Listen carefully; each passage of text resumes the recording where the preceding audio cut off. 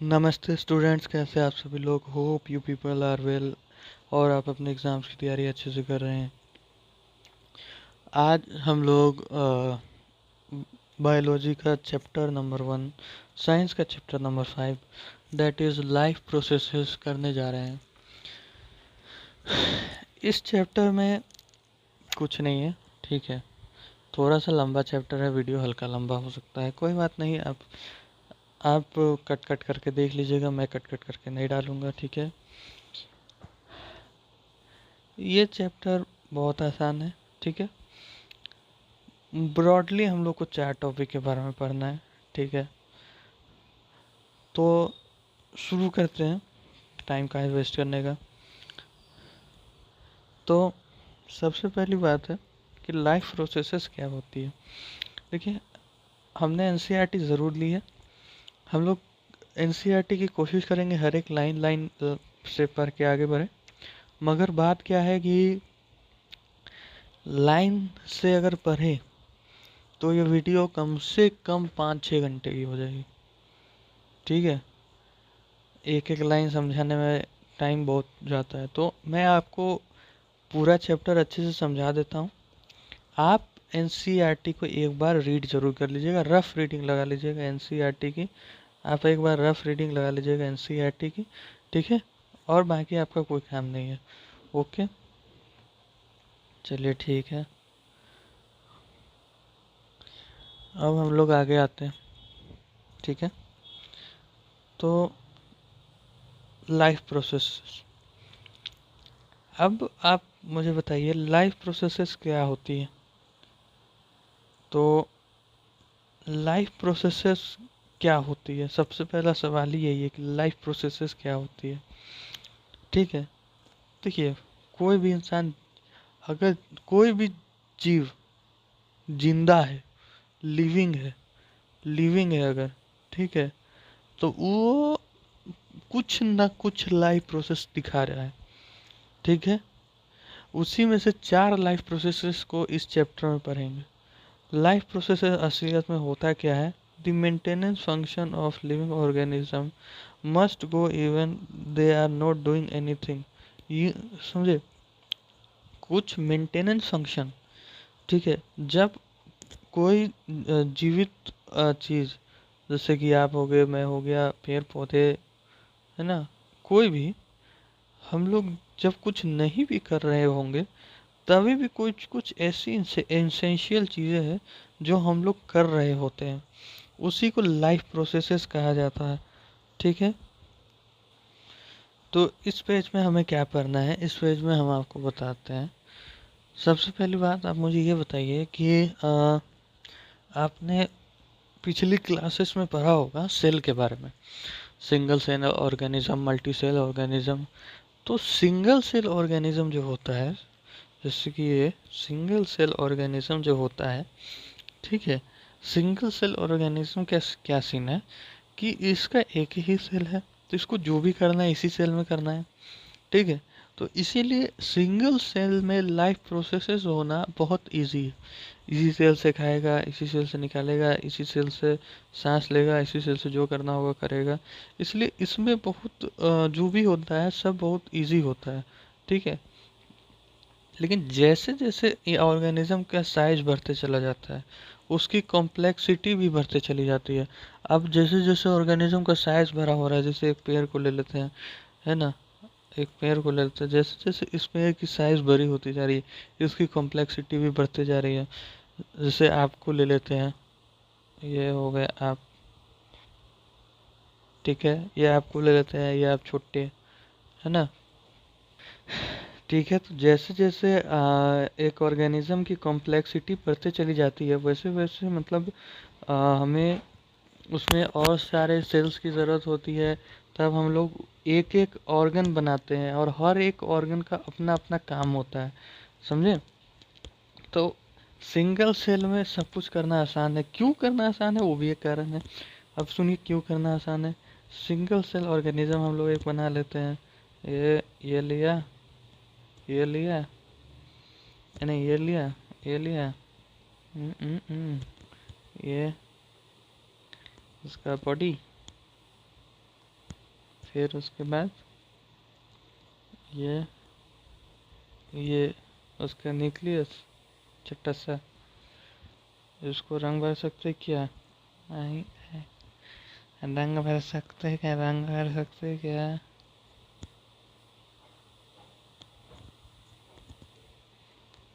नहीं, रंग नहीं भर सकते, छोड़िए, जाने दीजिए, कोई बात नहीं।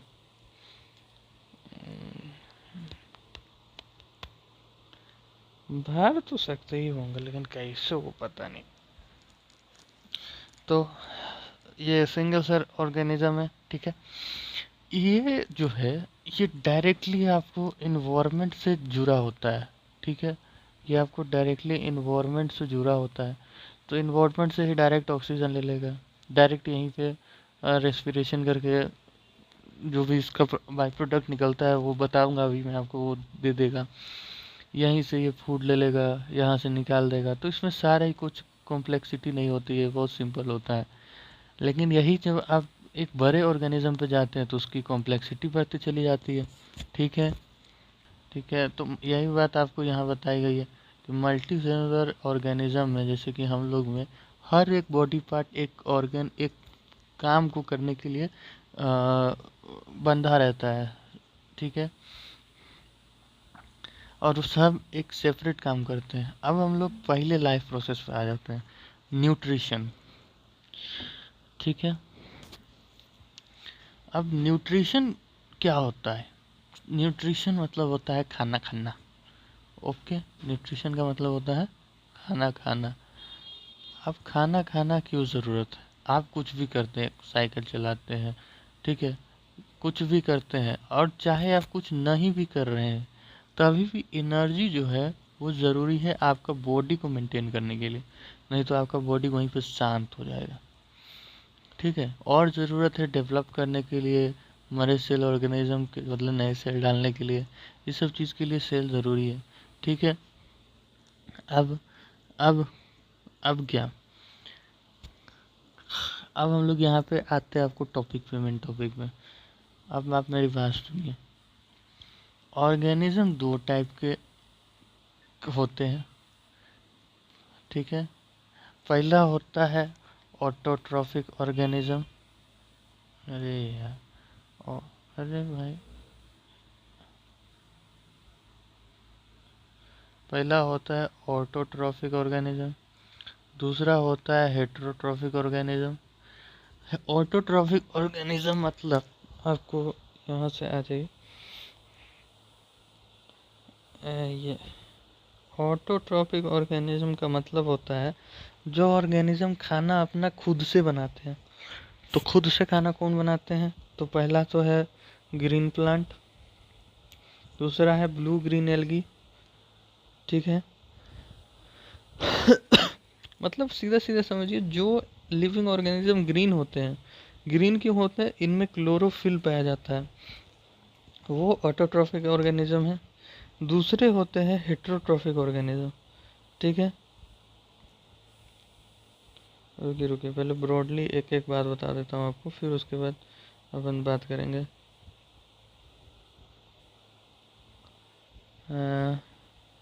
कहाँ है भाई हेटेरोट्रॉफिक? हाँ, ये देखिए, दूसरे होते हैं हेटेरोट्रॉफिक ऑर्गेनिज्म, ठीक है। ये वो ऑर्गेनिज्म होते हैं जो अपना खाना खुद नहीं बनाते हैं, ठीक है। तो अब हम लोग समझेंगे ऑटोट्रॉफिक ऑर्गेनिज्म के बारे में, ठीक है। अब आ जाइए ऑटोट्रॉफिक ऑर्गेनिज्म के बारे में। ऑटोट्रॉफिक ऑर्गेनिज्म, डायग्राम पे आते हैं भाई, एनसीईआरटी, ठीक है, यहाँ पे आए। ऑटोट्रॉफिक ऑर्गेनिज्म में हम लोग को दो एग्जांपल बताए गए हैं, एक ब्लू ग्रीन एल्गी, ठीक है, या ब्लू ग्रीन एल्गी को साइनोबैक्टीरिया भी बोला जाता है। तो सॉरी, ब्लू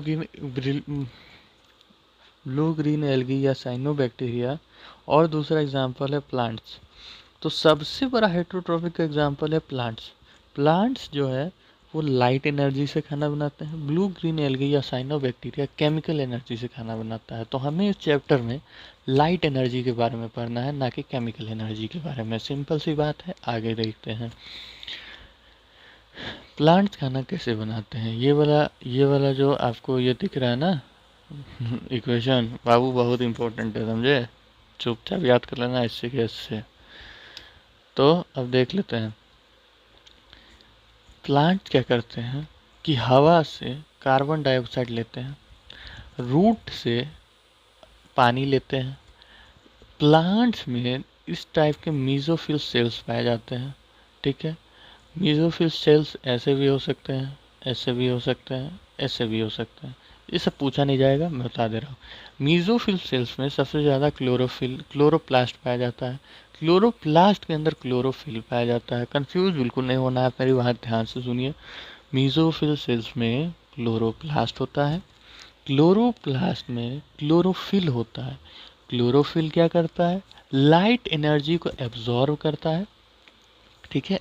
लाइट एनर्जी को एब्जॉर्ब करता है। लाइट एनर्जी को एब्जॉर्ब करने के बाद उस एनर्जी से वो आगे का काम करता है। आगे का काम क्या करता है, लाइट एनर्जी को एब्जॉर्ब करने के बाद वो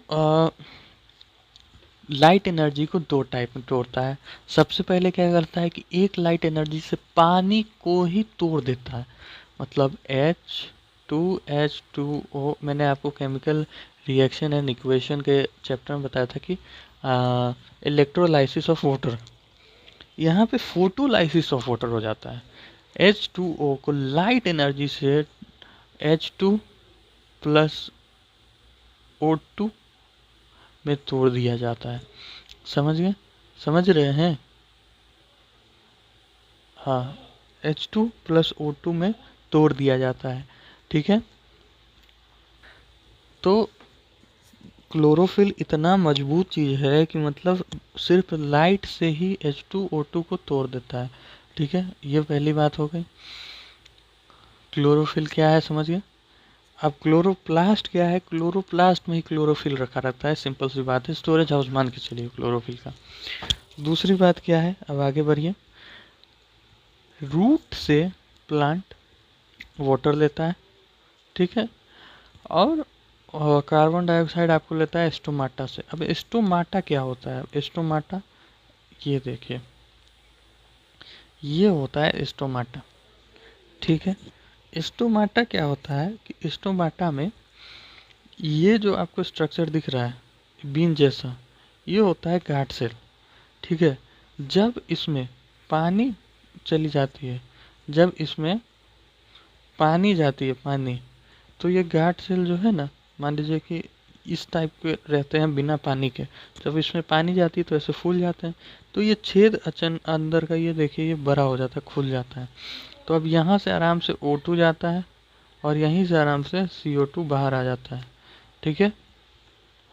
जब सारा काम खत्म हो जाता है तो गार्ड सेल क्या करते हैं कि अपना पानी रिलीज कर देते हैं और ये वापस श्रिंक हो जाते हैं, छेद बंद हो जाता है। इस छेद को स्टोमाटा पोर बोलते हैं। स्टोमाटा में भी क्लोरोप्लास्ट पाया जाता है, इसको गार्ड सेल बोलते हैं। यही है स्टोमाटा, ठीक है। ओपनिंग एंड क्लोजिंग समझ गए, पानी घुसेगा तो ओपन होगा, पानी निकलेगा तो क्लोज हो जाएगा। सिंपल सिंपल सी बात है, ठीक है। यहाँ पे कुछ अलग तो नहीं लिखा हुआ है,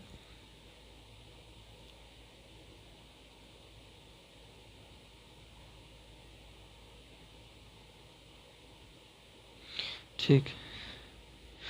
यहाँ पे एक दो चीज़ बात लिखी हुई है वो बता देता हूँ कि ज़रूरी नहीं है कि स्टोमाटा प्रेजेंट कहाँ होता है ये लिखा हुआ है। स्टोमाटा प्रेजेंट होता है आपको लीव्स में, ठीक है। लीव्स के लोअर साइड में, जैसे ये लीव है, इसके लोअर साइड में, ये लोअर दिख रहा है ना, लोअर एपिडर्मिक, इसमें ज़्यादा स्टोमाटा प्रेजेंट होता है। ये अपर एपिडर्मिक में कम प्रेजेंट होता है। कारण सिंपल सा है, ताकि वाटर लूज को कम किया जा सके, ठीक है। अब दूसरी बात क्या है कि ज़रूरी नहीं कि हर बार एक्सचेंज लीफ से ही हो। 99% एक्सचेंज लीफ से होता है। 1% एक्सचेंज जो है स्टेम से भी हो सकता है, रूट से भी हो सकता है, ये इत्यादि अन्य अलग अलग पार्ट से भी हो सकता है, लेकिन हम लोग को याद सिर्फ स्टोमाटा को ही रखना है, ठीक है। अब आगे आ जाते हैं हम लोग। अ, हाँ, ये इस पे ही है आप। CO2 का सीन समझ गए, H2O का सीन समझ गए। ये कुछ नहीं, 6 और 12 जो है बैलेंस केमिकल इक्वेशन है। क्लोरोफिल और सनलाइट के प्रेजेंट में C6H12O6 नाम का एक कंपाउंड बनता है जिसको ग्लूकोज कहा जाता है। O2 रिलीज हो जाता है, H2O भी रिलीज हो जाता है। H2O हम लोग का काम का चीज़ होता है प्लांट्स के लिए, H2O को रख लेता है। O2 उसके काम का चीज़ नहीं होता है, इसलिए उसको रिलीज कर देता है। ठीक है, एक सेकंड के, यहाँ पे मैंने O2 लिख दिया, क्या अंदर लेता है भाई? O2 बाहर देता है, ठीक है, CO2 अंदर लेता है।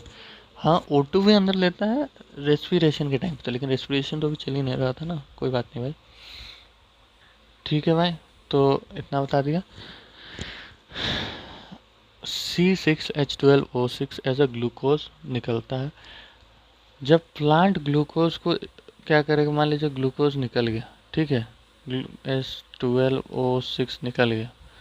अब प्लांट सारा ग्लूकोज को अभी तो यूज़ नहीं कर लेगा, इसको कुछ समय के लिए स्टोर करना पड़ेगा, क्योंकि हो सकता है कि रात में भी तो खाना खाना पड़ सकता है भाई, रात में भी तो भूख लग सकती है। ठीक है, तो क्या करेगा प्लांट, ग्लूकोज को एज अ स्टार्च के फॉर्म में स्टोर करेगा अपने अंदर। और ये स्टार्च के फॉर्म में प्लांट स्टोर करते हैं अपने अंदर में, हर प्लांट। लेकिन जो एनिमल है वो इसको ग्लाइकोजेन के फॉर्म में स्टोर करते हैं, ग्लाइकोजेन के फॉर्म में स्टोर करते हैं एनिमल। समझ गए? एनिमल किस फॉर्म में स्टोर करते हैं, ग्लाइकोजेन, और प्लांट किस फॉर्म में स्टोर करते हैं, स्टार्च।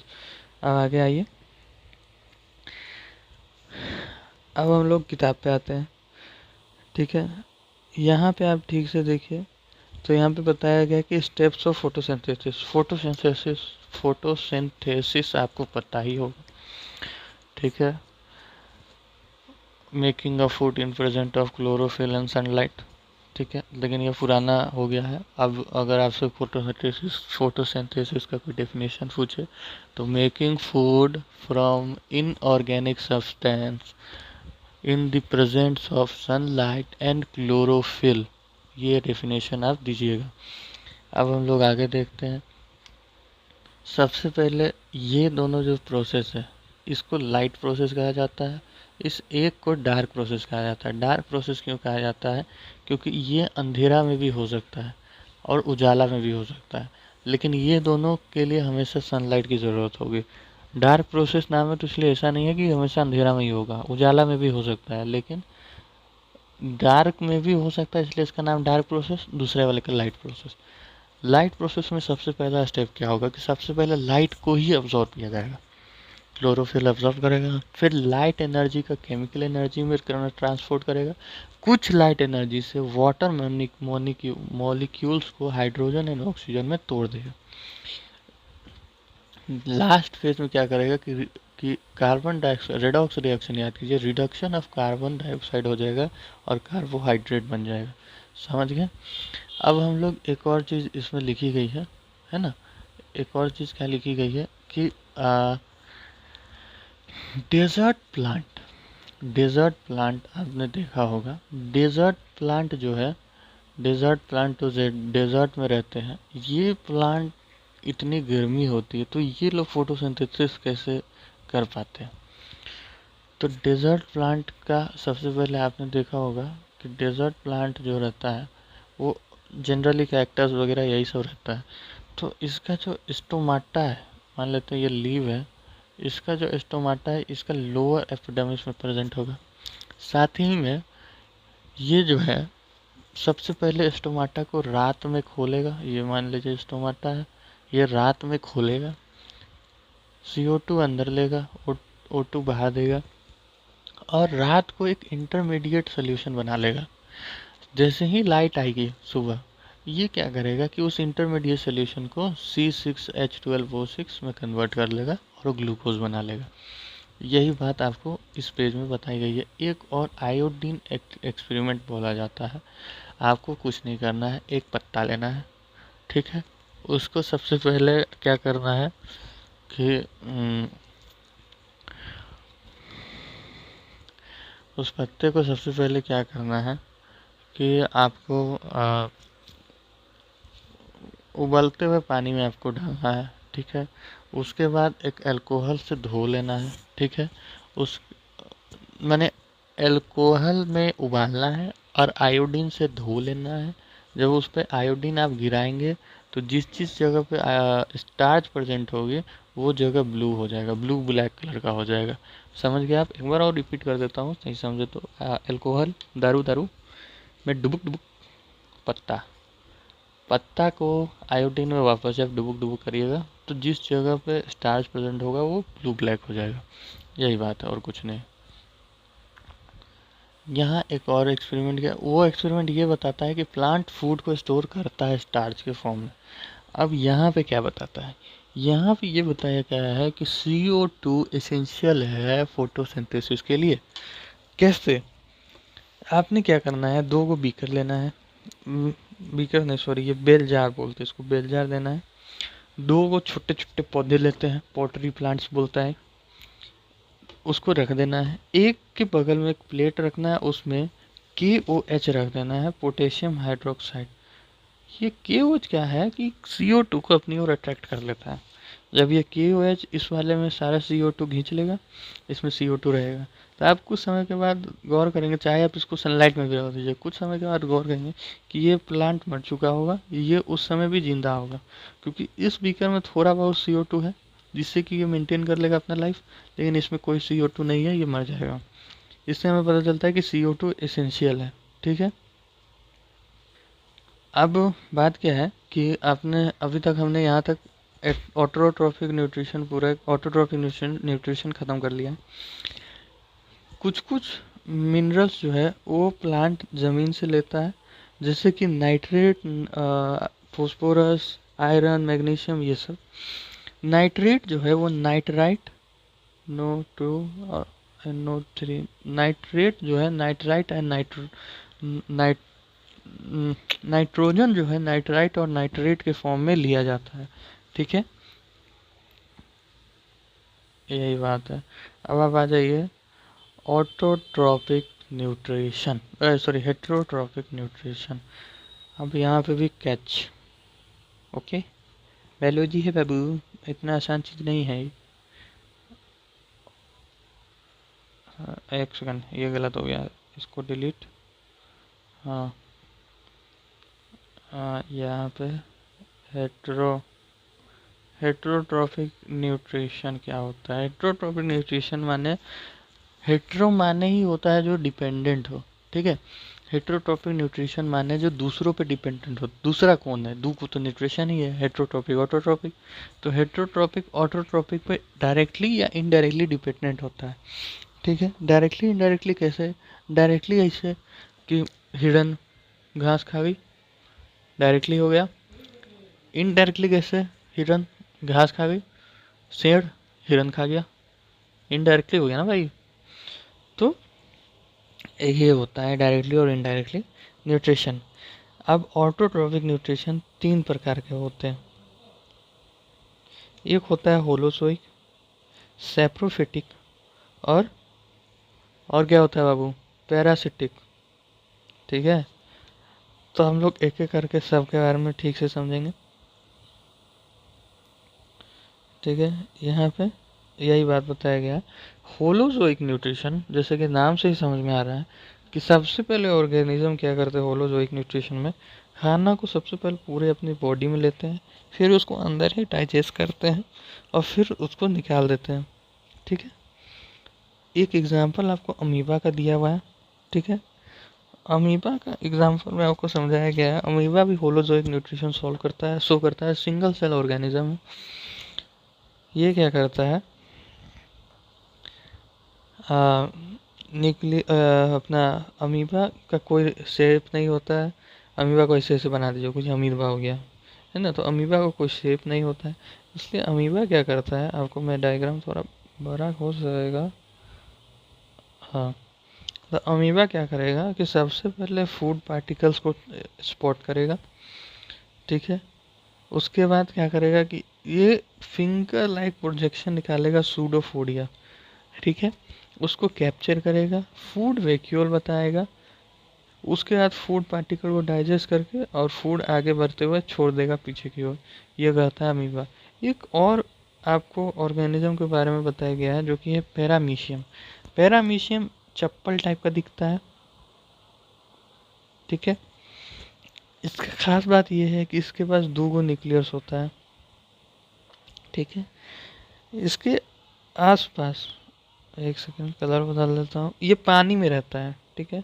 माने इसको आप बनाइएगा तो ये पानी में रहता है हमेशा, है ना। पानी का और सिंगल सेल ऑर्गेनिज्म है, पानी में रहता है। इसका एक यहाँ पे ओरल कैविटी होता है, ओरल पोर होता है, और एक पीछे तरफ में एनल पोर होता है, ठीक है। और तो और इसके पूरे बॉडी में ऐसे ऐसे छुटकी छुटकी छुटकी छुटकी हेयर लाइक स्ट्रक्चर होता है जिसको सीलिया कहा जाता है, ठीक है। इस टाइप का स्ट्रक्चर होता है, सीलिया बोला जाता है। जब भी मान लेते हैं कोई भी फूड पार्टिकल यहाँ आ गया, इसके स्पॉट में आ गया, तो ये फूड पार्टिकल को ऐसे कुटुक कुटुक कुटुक कुटुक करते हुए इसको पास बुला लेगा, ठीक है। और उसके बाद फूड पार्टिकल ये है, मान लेते हैं ये जो एरो आपको दिख रहा है ये फूड पार्टिकल है। फूड पार्टिकल का रंग क्या रख दे, मान लेते हैं कि ये है आपका फूड पार्टिकल, ठीक है। अब ये ऐसे हिल हिल हिल हिल कर ये फूड पार्टिकल को यहाँ बुला लेगा। अब फूड पार्टिकल को यहाँ बुलाने के बाद इस सीलिया इसको एक बार, अगर कोई एक सीलिया इसको एक बार जकड़ लिया, तब इसको धीरे धीरे एक के ऊपर एक ट्रांसपोर्ट करते करते करते करते करते करते करते यहाँ से ये ओरल पोर तक ले आएगा। ये ओरल पोर इसको कुछ से अंदर ले लेगा, ये अंदर चला गया सेल के। अब यहाँ पे ये अब्जॉर्ब होगा, टूटेगा छोटे छोटे टुकड़ों में, छोटे छोटे टुकड़े हो गए तो छोटा कर लेते हैं इसको, छोटे छोटे टुकड़ों में टूट गया। अब ये यहाँ से जो अनडाइजेस्टेड फूड है, देखिए ये छोटा हो गया, पहले ये बड़ा था अभी ये छोटा हो गया। अब ये छोटा टुकड़ा यहाँ से बाहर निकल जाएगा, ये होता है सीलिया, ठीक है। आई होप आप समझ चुके होंगे, अच्छे से समझाया मैंने आपको, ऐसा कोई गड़बड़ी तो नहीं है, ठीक है, ठीक है। अब हम लोग आ जाते हैं अपनी बात करने, ह्यूमन न्यूट्रिशन इन ह्यूमन की बात कर लेते हैं अब, ठीक है। ह्यूमन भी होलोजोइक न्यूट्रिशन शो करता है, ठीक है। ये एक डायग्राम पे पूरी चीज़ समझाऊंगा, यहाँ लिखी हुई, सब ध्यान से सुनेंगे, नो बकर बुकीर कुछ भी नहीं होगा। वीडियो पहले बोल दिया हूँ लंबा खींचेगा, अभी तो हम लोग कुछ शुरू भी नहीं किए भाई, ठीक है। तो आवाज क्लियर आ रही ना भाई, माइक में थोड़ा सा आज ना गड़बड़ चल रहा है ना, तो बड़ू आगे बढ़ते हैं। सबसे पहली बात, इंसान में, ठीक है, इंसान में जो है वो 2 टाइप के चीज़ डाइजेशन के लिए पाई जाती है। सबसे पहला है आपको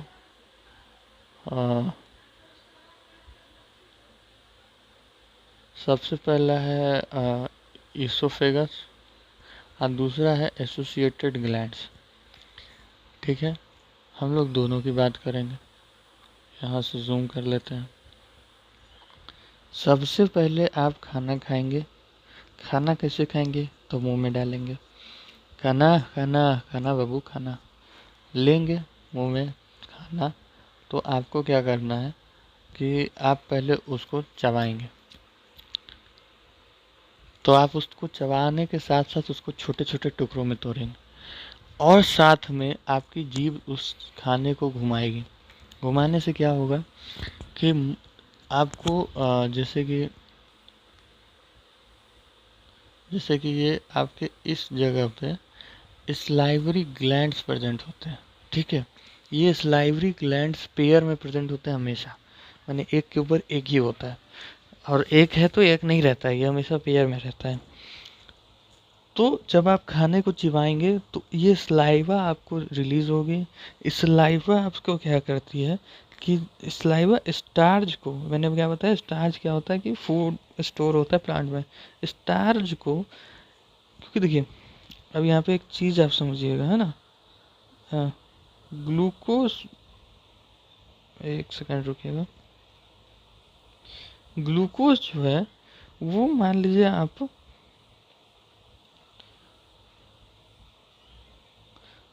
ग्लूकोज इस टाइप से दिखता है।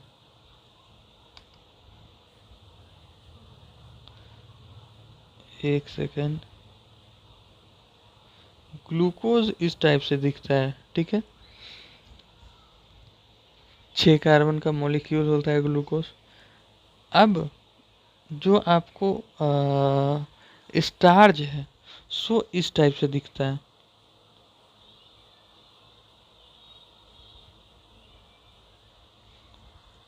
ठीक है।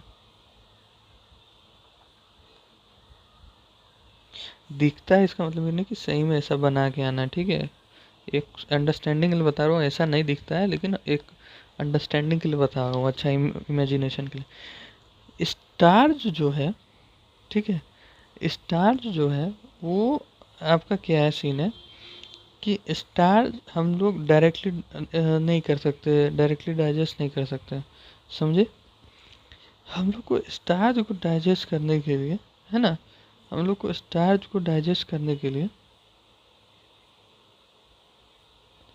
स्टार्च को डाइजेस्ट करने के लिए हम लोग को उसको पहले सिंपल, माने ये देखिए ये कितना कॉम्प्लेक्स है ना, हम लोग को इसको सिंपल शुगर में कन्वर्ट करना होगा। तो माल्टोस कुछ इस प्रकार का दिखता है।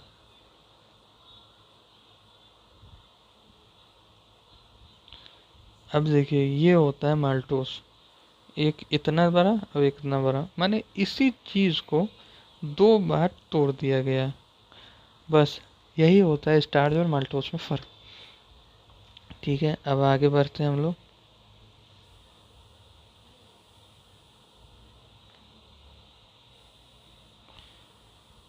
तो स्टार्च माल्टोस हो गया। बक्कल कैविटी जिसमें आप लेंगे मुंह खाना। अब इसके बाद यह खाना धीरे, अरे बाकी भाई, सॉरी सॉरी भाईजान,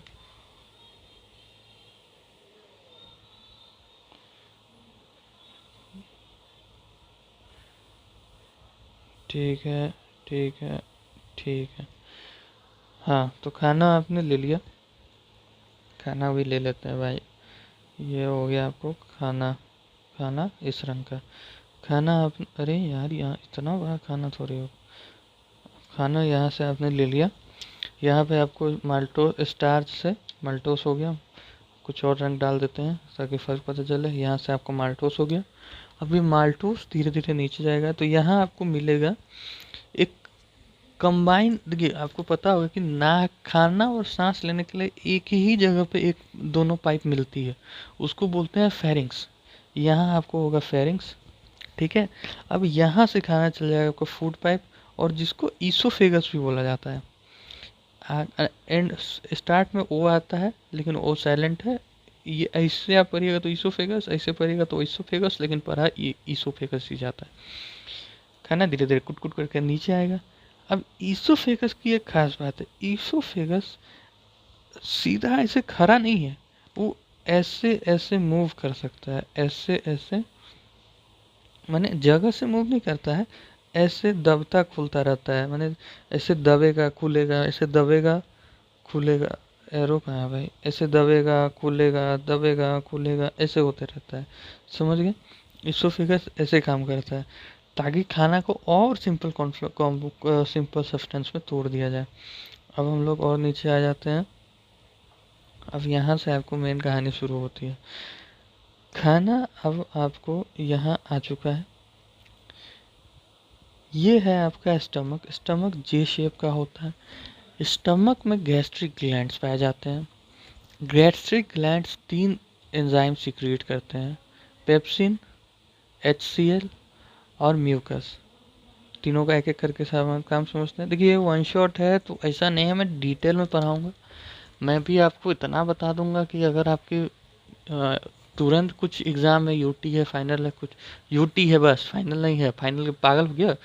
फाइनल तुम ये पढ़ के देने जाओगे, ये वीडियो देख के देने जाओगे बाबू। अगर तुम फाइनली वीडियो देख के जा रहे हो तो मैं आपको गारंटी कहूँगा चलो पास तो हो जाओगे, लेकिन जो चाहिए वो नहीं मिलेगा, ठीक है। तो मेरी बात ठीक से सुनिए आप लोग, ठीक है। म्यूकस क्या है कि HCl मैंने बोल दिया। HCl क्या है? HCl एक बहुत हाई पावर एसिड है, माने फाड़ के रख सकता है, स्ट्रॉन्ग एसिड जिसको बोलते हैं, जो कि आपको मैं एसिड बेसिस एंड सॉल्ट अगला चैप्टर केमिस्ट्री का पढ़ाऊंगा, उसके लिए चैनल को सब्सक्राइब करना है बाबू। High power acid. अब आप इस एसिड से पेट कहीं जल ना जाए, इसीलिए यहाँ पे एक पतली लेयर ऑफ म्यूकस बैठा दी जाती है। म्यूकस जो है आपकी पेट की लेयर को प्रोटेक्ट करके रखता है ताकि पेट जल ना जाए, यहाँ तक ऐसे रहती है, ठीक है। अब उसके बाद क्या होता है, पेट में गई, म्यूकस बचा लेगा, HCl आया। HCl क्यों आया? पेप्सिन, मैंने एक बोला, पेप्सिन जो है वो प्रोटीन को डाइजेस्ट करता है, लेकिन पेप्सिन को एसिडिक मीडियम चाहिए तभी वो एक्टिवेट होगा। इनएक्टिव फॉर्म में वो पेप्सिनोजेन होता है। पेप्सिनोजेन आपको याद करने की कोई ज़रूरत नहीं है। पेप्सिन जो है वो एक्टिव फॉर्म है, तो उसको एक्टिव होने के लिए HCl चाहिए या कोई भी एसिड चाहिए। तो जब यहाँ पे एसिड डाला, ठीक है, गैस्ट्रिक ग्लैंड्स ने एसिड डाला ताकि पेप्सिन एक्टिवेट हो जाए। पेप्सिन एक्टिवेट होगा तो यहाँ पे ये प्रोटीन को डाइजेस्ट कर लेगा। प्रोटीन डाइजेस्ट कर लिया तो कलर बदल देते हैं भाई, ये प्रोटीन डाइजेस्ट हो गया। अब यहाँ पे आप देखिए, एक ये चीज़ है लीवर, ठीक है। लीवर क्या करता है? बाइल जूस बनाता है, ठीक है, बाइल जूस बनाता है। अबे तेरी, लीवर क्या करता है? बाइल जूस बनाता है। बाइल जूस को वो लीवर सिर्फ बनाता है, स्टोर जो है बाइल जूस वो यहाँ पे आपको बाइल डक में होता है, ठीक है, इस चीज़ में होता है स्टोर।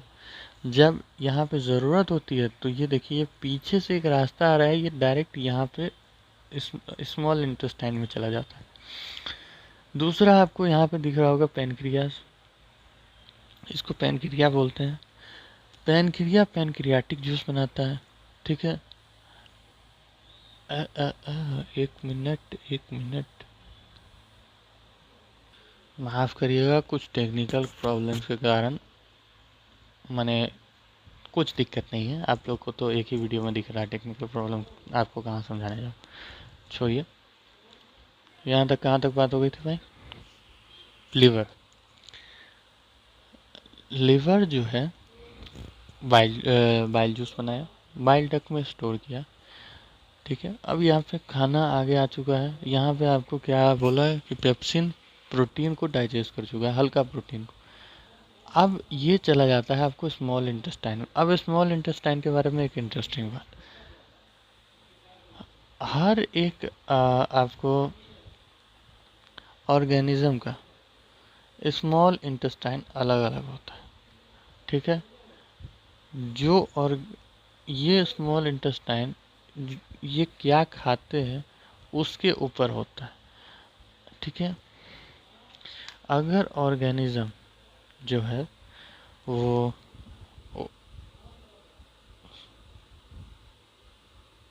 अगर ऑर्गेनिज्म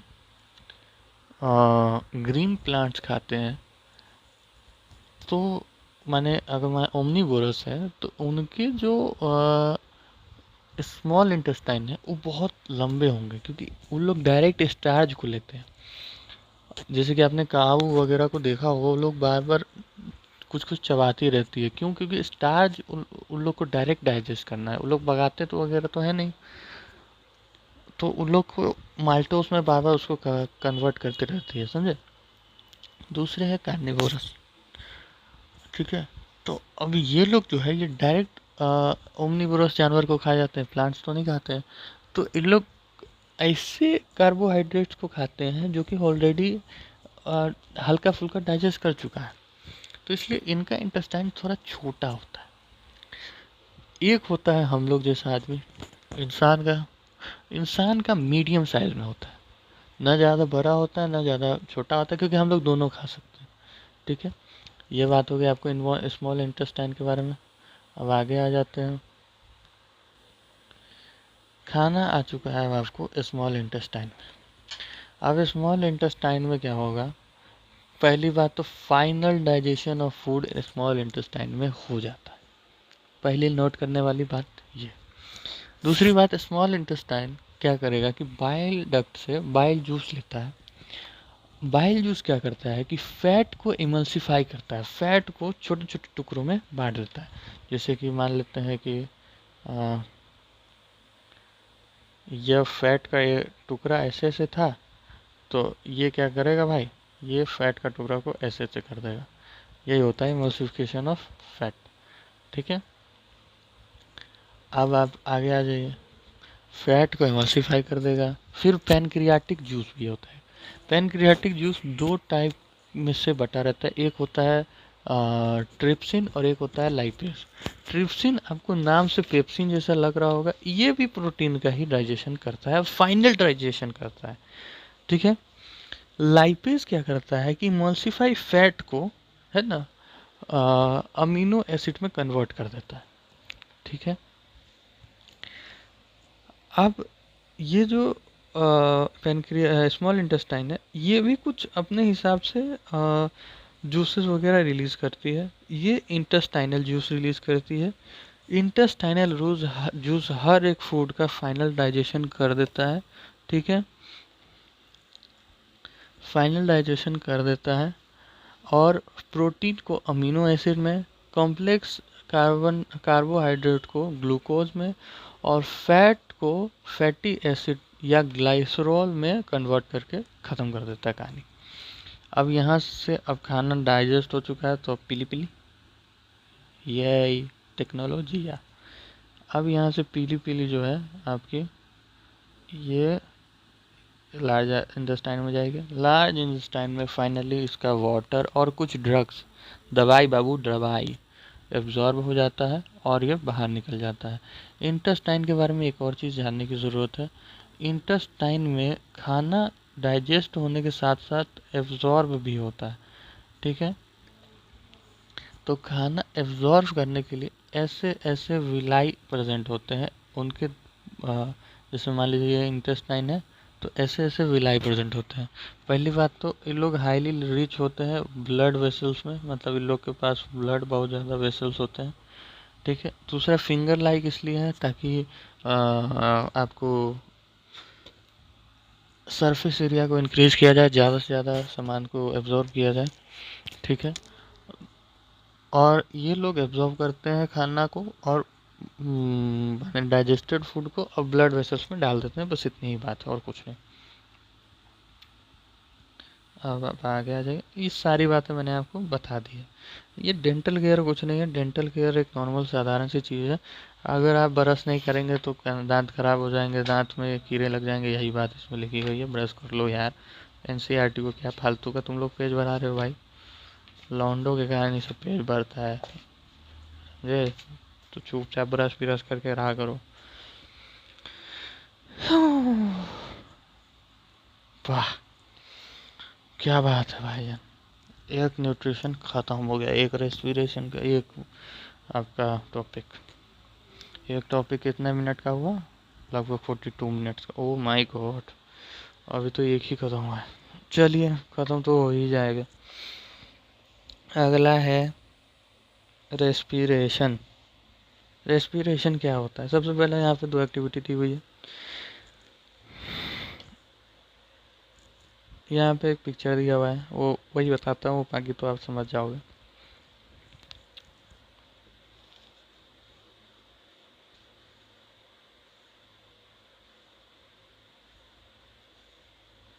ठीक है, तो सबसे पहले आपको क्या लेना है? आपको ले लेना है दो टेस्ट ट्यूब। एक में आपको डालना है लाइम वाटर और एक में आपको डालना है कुछ नहीं, टेस्ट ट्यूब में खाली लाइम वाटर। लाइम वाटर क्या होता है कि क्विक लाइम को ही लाइम कहा जाता है। लाइम वाटर मैंने उसका एक्वस में CO, अरे यार,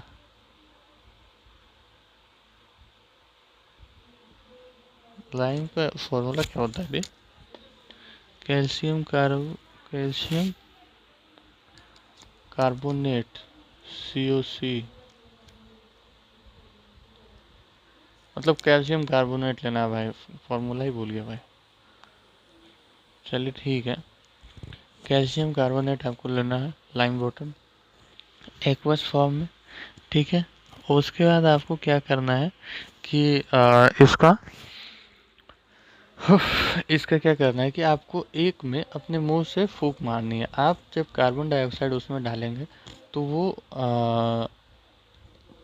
स्लेक लाइम या मार्बल बन के निकल जाएगा, ठीक है। तो इससे यही पता चलता है, सीधी सीधी बात है कि भाई हम लोग कार्बन डाइऑक्साइड छोड़ते हैं, ये तो सबको पता है, ठीक है।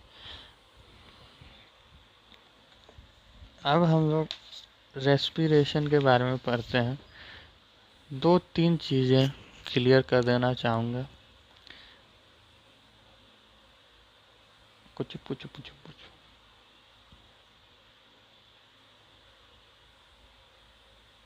रेस्पिरेशन और ब्रीथिंग दो अलग अलग चीज़। रेस्पिरेशन मतलब होता है break down of glucose in cell. Breathing का मतलब होता है inhalation and exhalation of oxygen and carbon dioxide. बस इतना ही फर्क है। रेस्पिरेशन और ब्रीथिंग में फ़र्क होता है, दोनों को कभी कभी लोग एक ही मान लेते हैं, ये ऐसा नहीं करना है, दोनों अलग अलग चीज़ है, ठीक है। रेस्पिरेशन एक रेस्पिरेशन जो है वो एक्सटर्नल प्रोसेस है, सॉरी रेस्पिरेशन इंटरनल प्रोसेस है, माने सेल में होती है। और ब्रीथिंग जो है एक्सटर्नल प्रोसेस है, माने लंग्स में होती है, ठीक है। तो ये सब दो तीन पॉइंट है। अब आप आगे आइए, रेस्पिरेशन क्या होता है। पहले हम लोग एक काम करते हैं, हम लोग दो तीन चीज़ें समझ लेते हैं। पाथ ऑफ ब्रीथिंग समझ लीजिए आप। सबसे पहले हम लोग सांस लेते हैं तो नोजल पोर से हम लोग सांस लिया, नाक की छेद से, ठीक है। उसके बाद ये सांस हम लोग के नेजल कैविटी में जाती है। नेजल, एक मिनट, डायग्राम होगा ना यहाँ पे, diagram diagram diagram diagram, yes.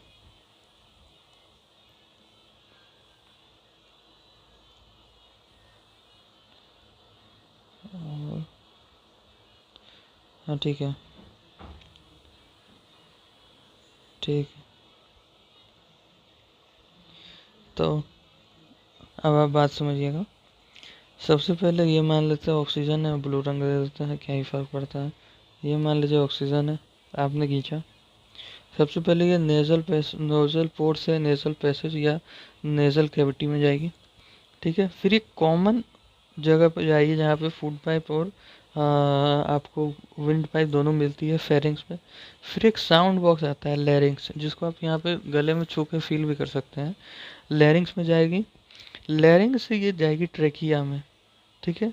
Trachea, wind pipe को ही ट्रेकिया कहा जाता है, जैसे फूड पाइप को इसोफेगस बोलते हैं ना, उसी विंड पाइप को ट्रेकिया। ट्रेकिया में जाने के बाद ये दो छोटे छोटे ब्रोंक्यूल्स में डिवाइड हो जाती है। उसके बाद ये ब्रोंक्यूल्स चली जाती है, कोई एक लंग्स पकड़ लेते हैं हम लोग, ब्रोंक्यूल्स चली जाती है और ये फिर छोटे छोटे ब्रोंकाइज में डिवाइड हो जाती है। सॉरी, ये ब्रोंकाइज होता है और ये अंदर जाके ब्रोंक्यूल्स में डिवाइड हो जाती है। अब ये जो ब्रोंक्यूल्स में डिवाइड हो गई थी और अंदर जाके छोटे छोटे एल्वियोलाई में डिवाइड हो जाती है, एल्वियोलर सेक में डिवाइड हो जाती है। एल्वियोलर सेक कैसा दिखता है, आपको यहाँ पे रिप्रेजेंटेशन दिखाई हुई है। एल्वियोलर सेक क्या होता है कि बहुत छोटे छोटे छोटे छोटे एल्वियोलाई से मिलकर बना रहता है। एल्वियोलाई क्या होता है, एक जगह पे मैं आपको इसे दिखाता हूँ। एल्वियोलाई जो होता है ना, कि इस टाइप को दिखने वाला स्ट्रक्चर होता है, बलून लाइक स्ट्रक्चर होता है। इसमें ये भी जो है हाईली हाईली बहुत हाईली रिच होता है ब्लड में। ऐसे ये हाईली रिच होता है ब्लड वेसल्स में, यहाँ से ब्लड। अब होता क्या है कि यहाँ पे CO2 आता है, उसी पाथ को फॉलो करते हुए O2 आएगा। O2 आने के बाद क्या होता है कि O2 यहाँ से चला जाता है आपको इस सेल में, क्योंकि सेल में हीमोग्लोबिन होती है, ट्रांसपोर्टेशन वाला में पढ़ाऊंगा। हीमोग्लोबिन से जो है O2 अट्रैक्ट कर लेगा हीमोग्लोबिन को, और हीमोग्लोबिन में वो चला जाएगा और ब्लड लेके आगे बढ़ जाएगा। ब्लड चूँकि रेस्पिरेशन अभी बताऊंगा तो आपको समझाऊंगा। ब्लड जो है वो वहाँ से कार्बन डाइऑक्साइड भी लाया रहता है जो कि यहाँ दे देता है और वापस ये बाहर निकल जाती है। अब इनका जो साइज होता है ये बढ़ भी सकता है घट भी सकता है, क्योंकि ये जो होते हैं ये आपको मैं बता दूं, मतलब फूल सकते हैं, पिचक सकते हैं, बलून लाइक स्ट्रक्चर होता है, सीधी सीधी बात है। इस कारण से जो एल्वुलाई है इसके लिए कहा जाता है कि अगर आप एक इंसान के एल्वुलाई को बिछा दें फुला के तो वो एक मतलब बहुत बड़े एरिया को भी कवर कर सकता है, समझे। तो ये बहुत ज़्यादा तक फूल सकता है, ठीक है। और इसी तरीके से वापस अब जैसे अंदर अंदर आया था ऑक्सीजन, वैसे ही बाहर भी चला जाएगा। कैसे बाहर चला जाएगा तो आप यहाँ पे ठीक से देखिए। फिर से क्या होगा कि एल्वुलाई से, है ना, एल्वुलाई से ऊपर जाएगा ब्रोंकाई, ब्रोंक्यूल्स में ब्रोंकाई, फिर ट्रेकिया, लैरिंग्स, फेरिंग्स, ठीक है। तो ये वापस आपका लैरिंग्स में चला जाएगा, फिर फेरिंग्स में चला जाएगा, फिर नोजल कैविटी, फिर नोजल पोर, फिर बाहर। सिंपल सिंपल बात। अब होता क्या है कि हमें वो लंग्स के लिए दो तीन चीज़ें समझना ज़रूरी है।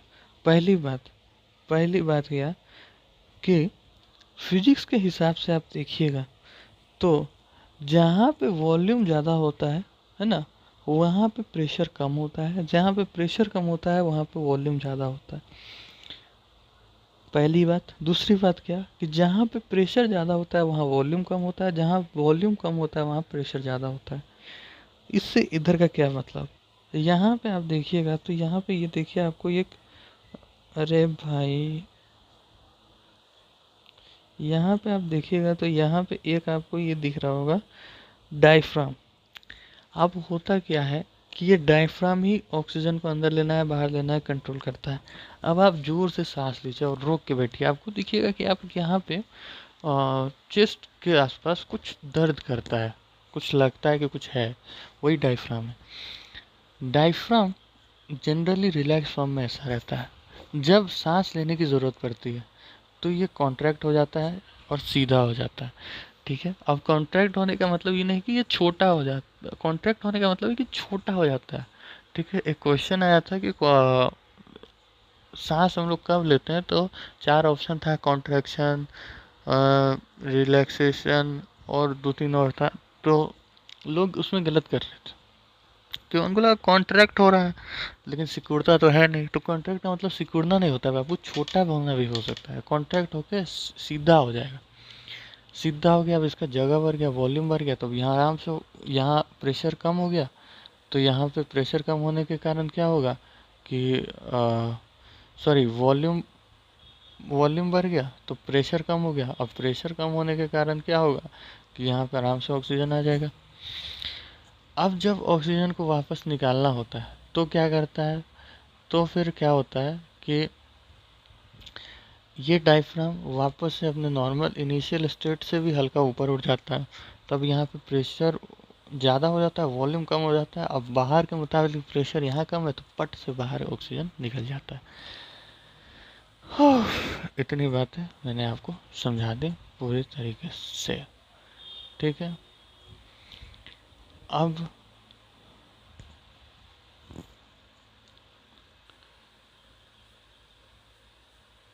यहाँ पे आप आ जाइए रेस्पिरेशन में। ब्रीथिंग के बारे में मैंने आपको हर एक चीज़ समझा दी है। रेस्पिरेशन जो है मैंने आपको बताया कि खाना को O2 के प्रेजेंट में एनर्जी बनाने को रेस्पिरेशन कहते हैं। एनर्जी की करेंसी क्या होती है आप लोग मुझे कमेंट करेंगे, जब तक मैं उसको बोल ना दूँ। यहाँ पे एक जगह मैं भी बोलूँगा कि एनर्जी की करेंसी होती है ये, उससे पहले आप लोग का काम है कि मेरे को कमेंट करके बताना, ठीक है। आपके पास अभी टाइम है, वीडियो पॉज करने की भी ज़रूरत नहीं है, आप तुरंत करिए कमेंट, ठीक है। तब सबसे पहले क्या होता है कि खाना खाया, खाना डाइजेस्ट हो गया, अब वो ग्लूकोज में बन गया। सबसे पहले रेस्पिरेशन तीन टाइप का होता है। यहाँ पे फिर एक चार्ट ले लेते हैं। रेस्पिरेशन जो है 3 टाइप का होता है। 3 क्या क्या टाइप? पहला टाइप होता है, दूसरा टाइप होता है, तीसरा टाइप होता है। पहला टाइप होता है आपको, नहीं नहीं सॉरी, 2 टाइप होता है भाई। रुको रुको रुको रुको रुको रुको, 2 टाइप का रेस्पिरेशन होता है, ठीक है। पहला, दूसरा। पहला होता है एरोबिक, दूसरा होता है एनारोबिक। एनारोबिक में भी सेपरेट 2 टाइप होता है। एरोबिक रेस्पिरेशन वो होता है जिसमें O2 प्रेजेंट हो। एनारोबिक वो होता है जिसमें O2 प्रेजेंट ना हो। अब आगे देखते हैं। देखिए, ग्लूकोज सबसे पहले पायरुवेट में टूटेगा। पायरुवेट क्या होता है? पायरुवेट मैं आपको समझा देता हूँ। ये है भाई ग्लूकोज अपना, 6 कार्बन का मॉलिक्यूल है ग्लूकोज। पायरुवेट होता है इस टाइप का,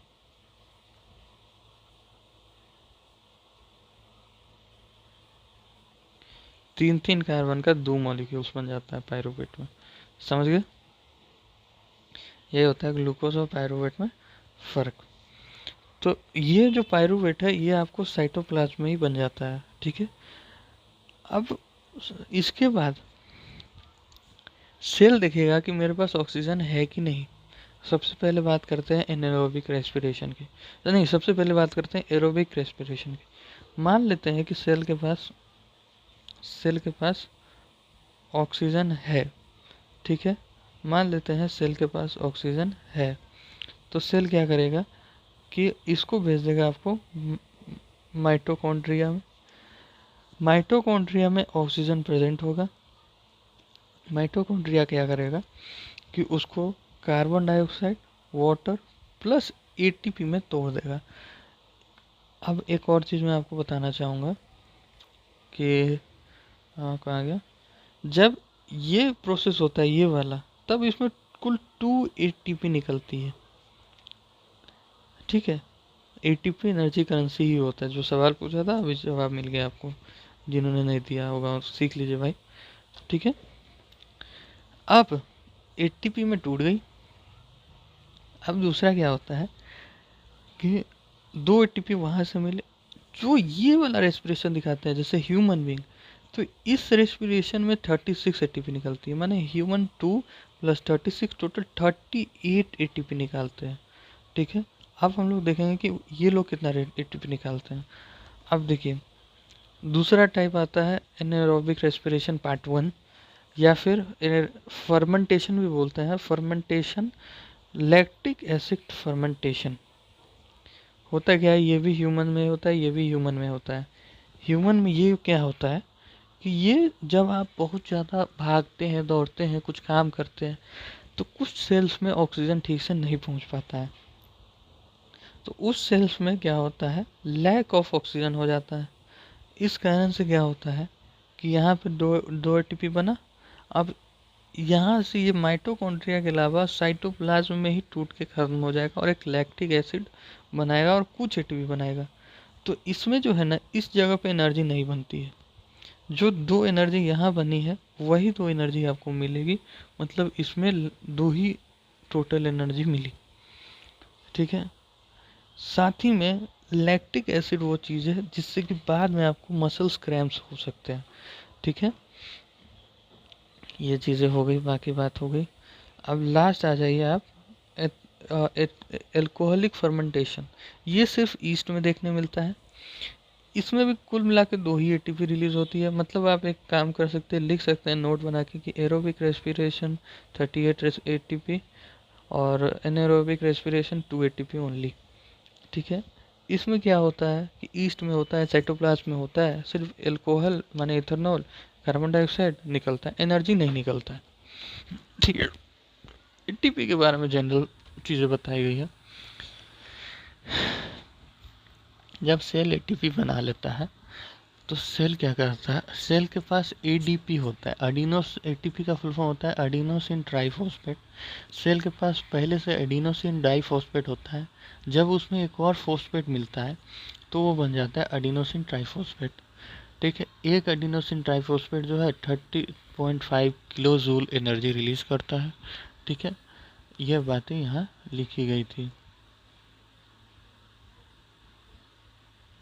यहाँ मैंने आपको सारी बातें पढ़ा दी हैं।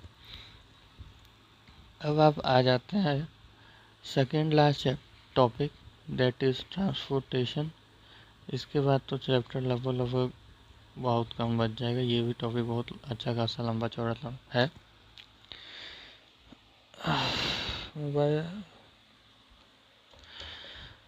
ट्रांसपोर्टेशन इन ह्यूमंस में क्या होता है,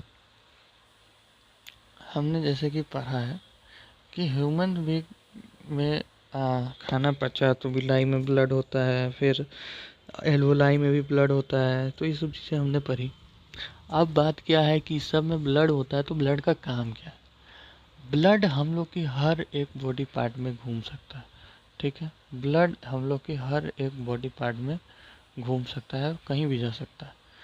तो ब्लड जो है हम लोग को ज़रूरी है ट्रांसपोर्ट करने के लिए। अब ट्रांसपोर्ट क्यों ज़रूरी है भाई? किसी ने खाना बनाया, किसी ने ऑक्सीजन लाया, किसी ने कुछ किया, सब अलग अलग काम कर रहे हैं, तो कुछ तो चाहिए जिससे कि ये लोग सब कनेक्टेड हो, ताकि सबका काम सीमलेसली हो सके, है ना? आप आज मेरे को देख रहे हैं इंटरनेट पे, तो कुछ तो चाहिए ना जिससे कि आप मुझे देख पाए, नहीं तो फिर आपको यहाँ आना पड़ेगा, फिर मैं पढ़ाऊँगा। तो इंटरनेट कनेक्ट कर रहा है हम लोग को, उसी तरीके से कुछ चाहिए जो कनेक्ट करे, तो उसी में काम करता है आपको ब्लड। सबसे पहले हम लोग हार्ट के बारे में पढ़ते हैं। दिल, आपके, आप एक मुट्ठी बंद करिए, जितना बड़ा आपका मुट्ठी है उतना बड़ा ही आपका दिल होगा। सबसे पहली बात हमने ये देख ली कि फिस्ट बराबर दिल होता है। अब दिल के बारे में मैं आपको डायग्राम भी दिखाऊंगा। अभी मैं आपको एक चीज़ समझा देता हूँ। जैसे कि मान लीजिए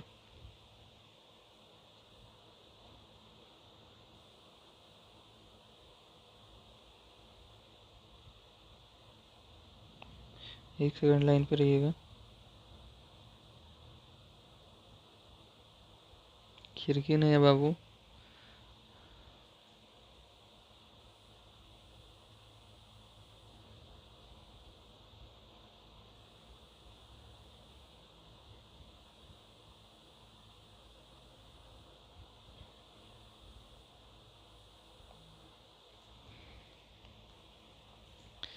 ये हो गया।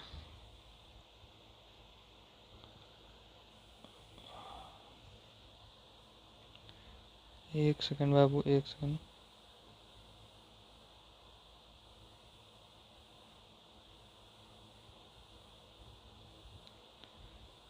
ठीक है, अब आप मेरी बात सुनिए।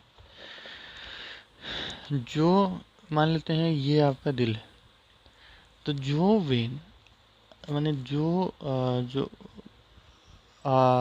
मान लेते हैं, एक एग्जांपल आपको मैं लेके बताता हूँ कि मान लीजिए आपके घर पे पानी आता है, टंकी रखा है।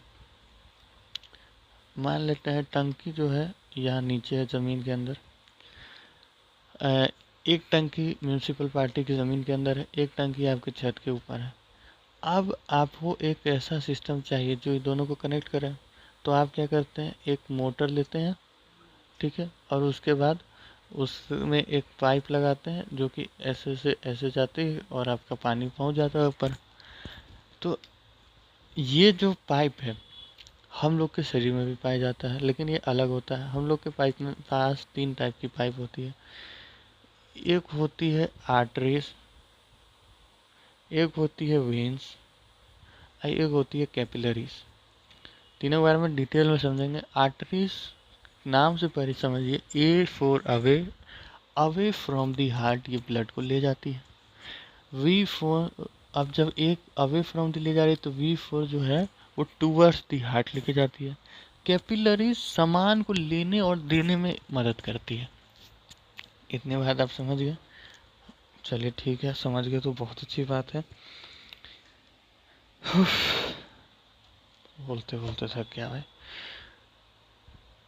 आर्टरीज आपको अवे फ्रॉम द हार्ट ले जाती है, वेन्स टुवर्ड्स द हार्ट ले जाती है, कैपिलरीज हाँ सामान को एक्सचेंज करने में मदद कर रही है। आर्टरीज क्या करती है कि आपको अवे फ्रॉम द हार्ट ले जाती है, veins to towards the heart ले जाती है, और कैपिलरी सामान के एक्सचेंज में मदद करती है। मोटर हम लोग का हो गया हार्ट, ठीक है। टंकी जो हो गई अदर पार्ट ऑफ, ये हो गई बॉडी, और ये जो हो गई ऊपर वाली टंकी, इसको लंग्स बोल लीजिए आप। अब आप यही चीज़ लेके यहाँ आइए। जो हार्ट से ब्लड ले जाती है आर्टरी, उस आर्टरी को हम लोग एरोटा बोलते हैं, ठीक है। और ये कैसे काम करती है, एक ट्रिक है लॉर्ड बोल के, मेरे को बहुत पसंद है ट्रिक। LO माने है left oxygenated, right deoxygenated. Right side में डीऑक्सीजनेटेड ब्लड का काम होगा, वेन्स हमेशा डीऑक्सीजनेटेड ब्लड लेके जाएगी, आर्टरी हमेशा ऑक्सीजनेटेड ब्लड लेके जाएगी। सबसे बड़ी आर्टरी को अरोटा बोला जाता है, बॉडी की सबसे बड़ी आर्टरी है जो कि हार्ट से होकर गुजरती है। सबसे बड़ी वेन को वेना कावा बोला जाता है जो कि हार्ट से होकर गुजरती है, ठीक है। कुछ कुछ बात आप सुन लीजिए, अब आर्टरी वेन कैसी दिखती है वो भी बताऊंगा मैं। अब आप यहाँ पे ध्यान से देखिए, आर्टरी वेना कावा बता दिया। सबसे पहले आपको हार्ट ये दिख रहा है, लेफ्ट में ऑक्सीजनेटेड ब्लड होगा, राइट में डीऑक्सीजनेटेड ब्लड होगा, ठीक है। लेफ्ट में जो ऑक्सीजनेटेड ब्लड होगा सो ऑक्सीजन लेगा लेगा माने ऑक्सीजन ये नहीं लेता है। ऑक्सीजन हम लोग को पता है कि लंग्स महाराज लेते हैं। तो लंग्स से जो आर्टरी आएगी, ठीक है, माने लंग्स से जो वेन आएगी उसको बोलते हैं पल्मनरी वेन।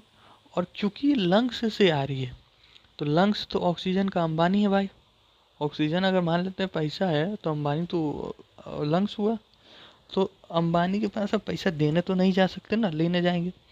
तो यहाँ पे आप लंग्स से पैसे लेते हैं, ऑक्सीजन लेते हैं, और उसको left side of the heart, क्योंकि लेफ्ट ऑक्सीजनेटेड राइट डीऑक्सीजनेटेड, लॉर्ड याद रखना है बाबू, left side of the heart में ट्रांसफर कर देंगे। Left side of the heart उसको क्या करेगा, रिसीव करेगा। सबसे पहले रिसीव करता है आर्टरीज, ठीक है। यहाँ पे आपको डायग्राम में भी दिखा दूँ, सबसे पहले आपको लेफ्ट साइड में रिसीव करता है आर्टरीज। जो वेन, क्योंकि टुवर्ड्स दी हार्ट है तो टुवर्ड्स दी हार्ट तो वेन लाएगी।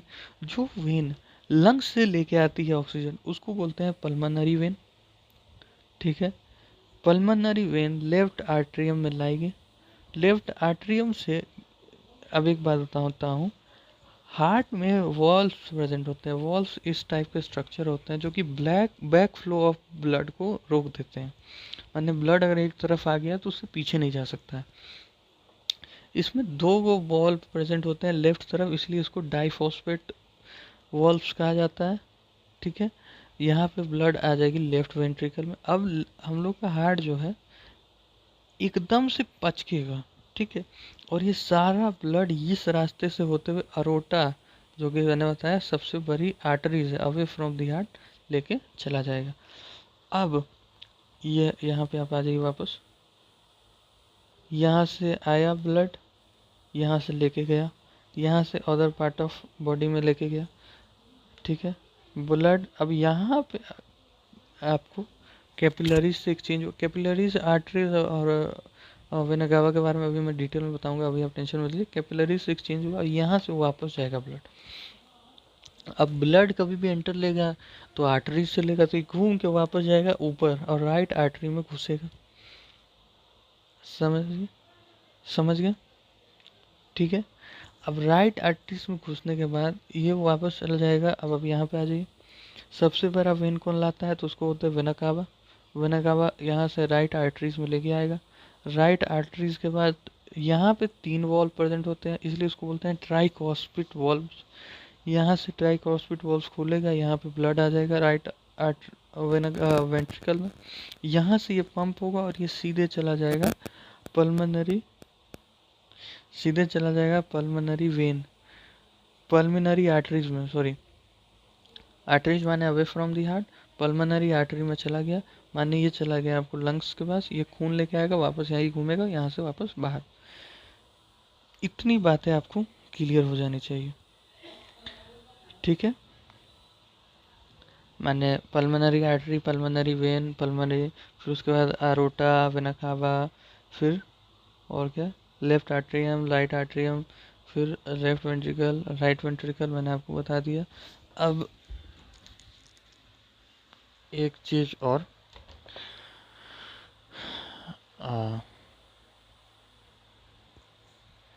एक चीज और इससे पहले कि मैं आपको वो बताऊं, एक चीज और,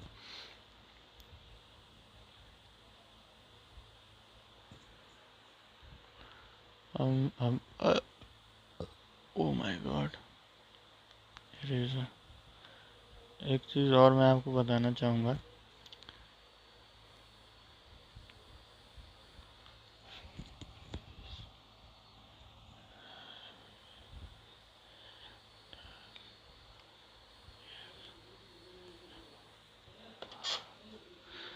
ये जो फार्म है आपको, एफ मतलब होता है फिश। फिश जो है इसमें एक बार सिंगल सर्कुलेशन होता है। अब सर्कुलेशन क्या होता है कि एक दिल है, इसमें ब्लड यहाँ से लंग्स से आया एक बार, फिर वापस से घूम के गया और एक बार ये कंप्लीट। तो इस दो बार ब्लड हार्ट में एंटर किया, ये एक बार ये दो बार, तो ये हो गया डबल सर्कुलेशन। लेकिन जो फिशेस है उसमें हार्ट कुछ इस प्रकार का पाया जाता है, इसको मिटाना है यार, इसमें हार्ट कुछ इस प्रकार का पाया जाता है, ऐसे गोली 8, ये आर्टरीज, ये वेंट्रिकल। तो इसमें कैसे होगा डबल सर्कुलेशन, इसी में एक बार ऑक्सीजनेटेड डीऑक्सीजनेटेड आता है, मिलके चला जाता है। तो इन लोग mixture of oxygenated and deoxygenated afford कर सकता है। वी एज अ ह्यूमन कभी नहीं, कभी भी नहीं, समझ गया। अब आप आगे आ जाइए। एफ ए मतलब होता है एम्फीबियंस और रेप्टाइल्स, आर मतलब रेप्टाइल्स। ये दोनों के पास ऐसे होता है हार्ट, इस टाइप का हार्ट होता है। ऐसे जो दिल बनाते हैं ना, ये रेप्टाइल्स का हार्ट है और एम्फीबियंस का हार्ट है। इनमें 3 चैम्बर होता है मात्र, एक दो होता है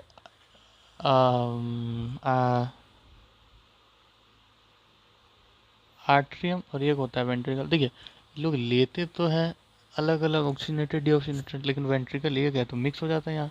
तो लोग इनकम्प्लीट डबल सर्कुलेशन दिखाते हैं, समझे, क्योंकि मिक्सिंग हो गई तो डबल सर्कुलेशन नहीं हुआ भाई।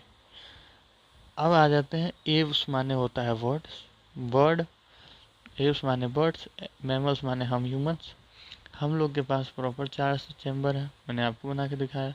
हम लोग डबल सर्कुलेशन शो करते हैं, जैसा हम लोग शो करते हैं वैसे ही एव्स भी शो करते हैं। ये एक बात आपको बतानी थी। अब आप आ जाइए आर्टरीज, कैपिलरीज और वेंस के बाद। अब इस, क्योंकि अब इसके बाद हम लोग शुरू करेंगे, अभी टाइम है मतलब। अब आप यहाँ पे आइए।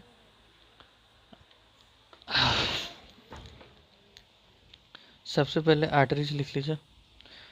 आर्टरीज कैसा होता है, आर्टरीज, आर्टरीज क्या होता है।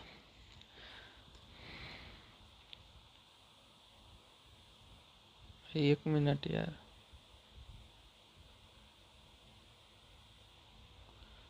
सॉरी भाई, रुको रुको रुको, एक बार में तो बन सकता है ना।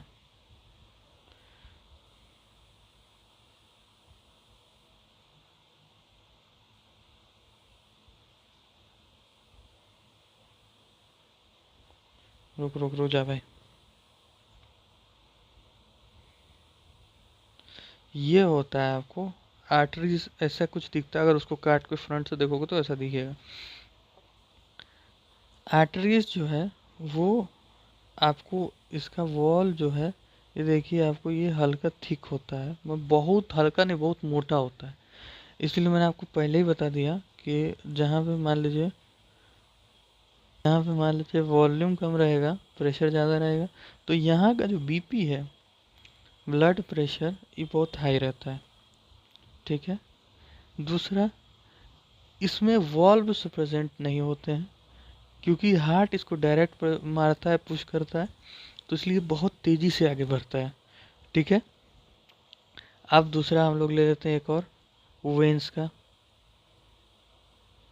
वेंस कैसे दिखता है, वेंस भी एक बार बना के दिखा दूंगा। दिक्कत का है मैं भी, ये होता है वेंस। ये नहीं, एक और चीज़ है वेंस में।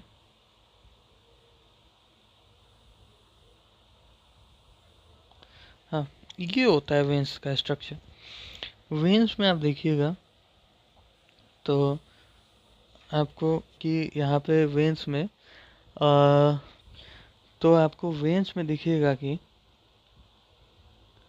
आ, बहुत थिन वॉल प्रेजेंट होते हैं, इसलिए इसका बीपी कम होता है, क्योंकि वॉल्यूम बढ़ गया, प्रेशर कम हो जाता है। दूसरा, इसमें वॉल्व्स प्रेजेंट होते हैं, वॉल्व्स प्रेजेंट होते हैं, क्योंकि ये अदर पार्ट ऑफ बॉडी से ऊपर तक ब्लड लाता है, तो इसलिए वॉल्व्स चाहिए ताकि ये बैकफ्लो ना हो जाए, पता चले कहीं से लीक जा रहा है खून और वहीं पे गिरने लगे, तो बैकफ्लो रोकने के लिए वॉल्व्स प्रेजेंट होते हैं। ठीक है। दो बातें मैंने आपको यहाँ बता दी। अब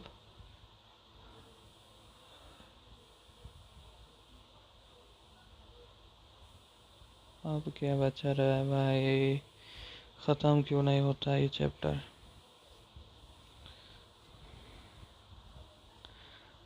प्लेटलेट्स, एक और चीज़ सुनिए। ब्लड में ब्लड में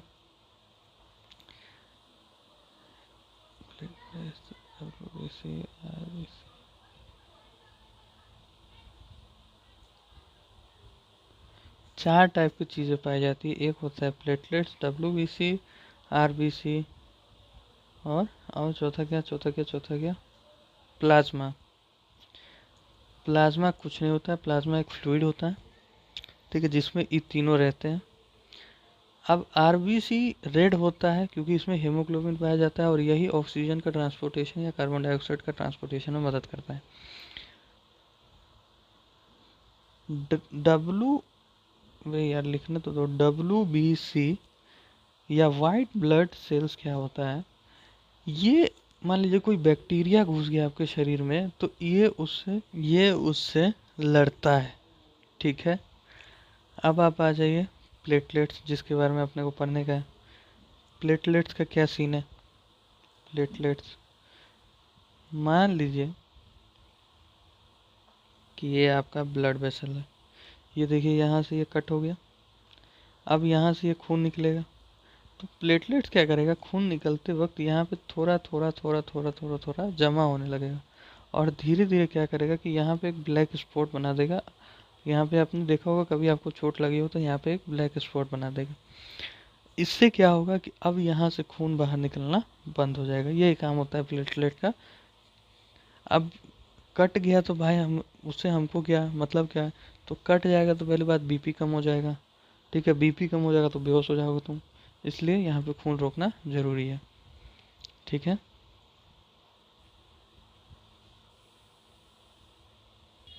ठीक है, तो अभी तक हमने समझ लिया है आपको वेन्स, आर्टरीज और भी बहुत कुछ समझ लिया है ना। हाँ, अब लिम्फेटिक सिस्टम के ऊपर आ जाइए। लिम्फेटिक सिस्टम क्या होता है, बहुत इंटरेस्टिंग चीज़ है ना। सॉरी। अब अब आप यहाँ पे ठीक से देखिएगा, ठीक है। ये मान ले, अरे तेरी,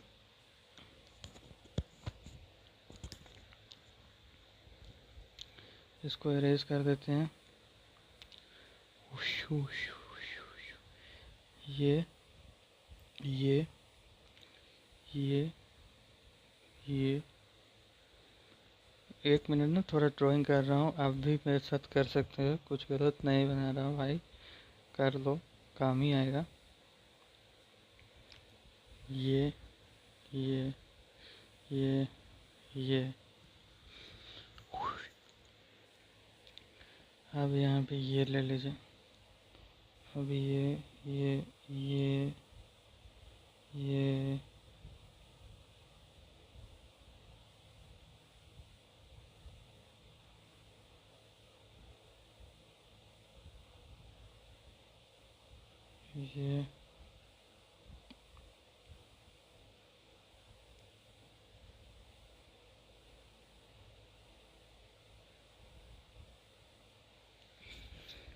अब यहाँ पे आपको तीनों चीज़, ये हो गई आपकी आर्टरीज, वेन्स, और ये वाली पार्ट हो गई आपकी कैपिलरीज। कैपिलरीज ऐसे ही होती है। आर्टरीज आगे चल के छूंट बना लेता है, नेटवर्क ऑफ ब्लड वेसल्स बना लेता है, और ये हो जाती है आपकी कैपिलरीज। अब कैपिलरीज क्या है कि मान लीजिए यहाँ पे आपको क्या है कि छोटे छोटे छोटे छोटे सेल्स पाए जाते हैं। रंग बदल दो यार, छोटे छोटे सेल्स पाए जाते हैं, ठीक है, छोटे छोटे सेल्स पाए जाते हैं। तो अब यहाँ पे कैपिलरीज जो है, कैपिलरीज क्या करेगी कि यहाँ पे भाई अपना ये फाइटर, तो भाई अपना यहाँ पे जो भी लेके आ रहा है ऑक्सीजन, मिनरल्स, खाना पीना, ग्लूकोज ग्लूकोज, सब यहाँ पे रिलीज कर देगा। ऐसा नहीं है कि सेल के अंदर घुस जाता है, इस सेल के आसपास से गुजरता है और यहाँ पे छोड़ देता है सामान, माने फेंक देता है। अमीर आदमी है ना, जाते जाते रोड पे गिरा देता है, यहाँ पे ऐसे ऐसे ऐसे ऐसे सामान गिरा दिया है ना, जो लोग को चाहिए सारा सामान यहाँ पे गिर गया, ठीक है। अब यहाँ पे सामान गिरने के बाद क्या हो गया कि अब भाई सेल को जो काम है सो सेल ले लेगा, और फिर सेल भी क्या करेगा भाई कि वहाँ सेल भी कुछ कुछ काम किया है। अच्छा, एक और चीज़, सेल जो काम करता है उसको हम लोग मेटाबॉलिक रिएक्शन बोलते हैं। मेटाबॉलिक रिएक्शन पूरे शरीर में हर समय होते रहता है, ठीक है। अब सेल यहाँ पे कुछ कुछ निकाल देगा, अब सेल क्या करेगा कि अपना बाई प्रोडक्ट, अपना आलतू फालतू सामान भी यहाँ पे रिलीज कर देगा। ये देखो भाई, सेल भी रिलीज कर दिया, सेल रिलीज कर दिया, रिलीज कर दिया, रिलीज कर दिया, रिलीज कर दिया, रिलीज कर दिया, कर कर कर कर कर कर कर कर कर कर दिया भाई। ये सब जो मिल के निकला है, ठीक है, इसको बोलते हैं हम लोग,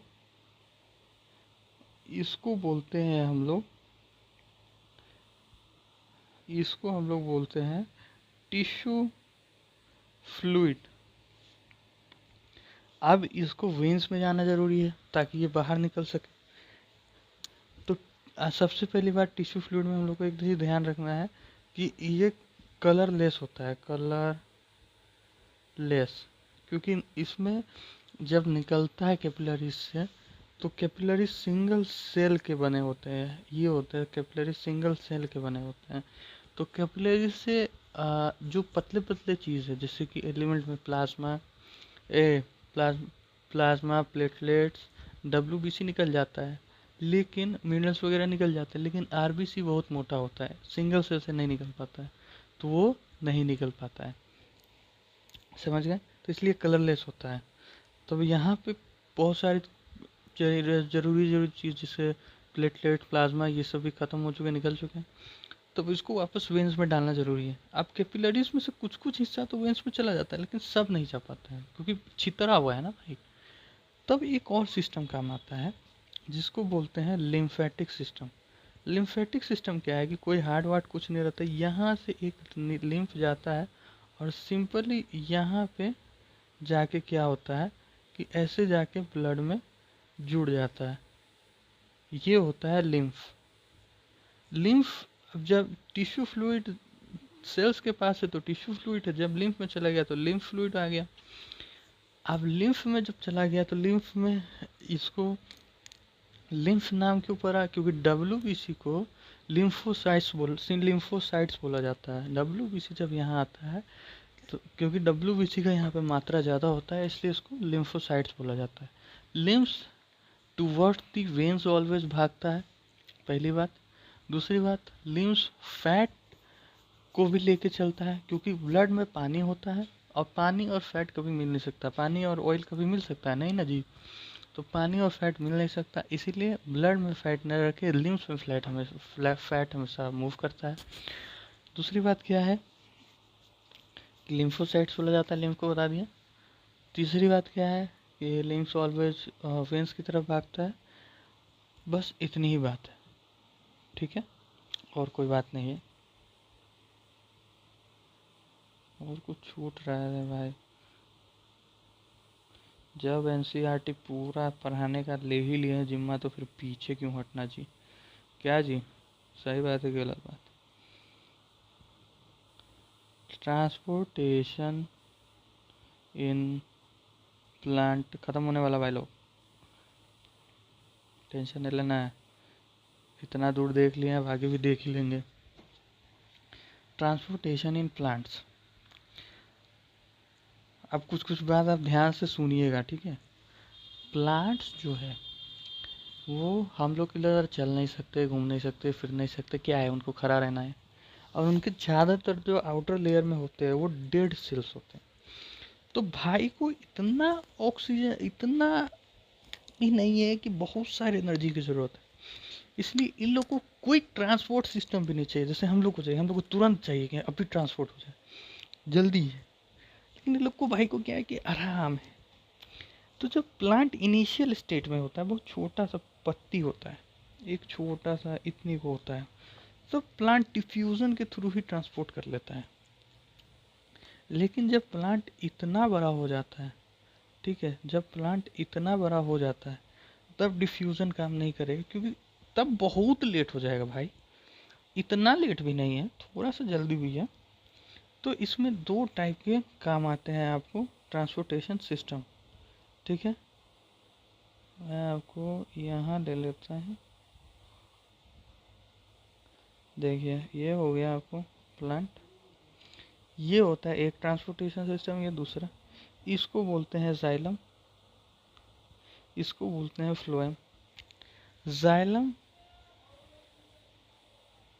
देखिए जाइलम का फोटो ही दिया हुआ ये लगता है, फ्लोएम का नहीं दिया हुआ है क्या?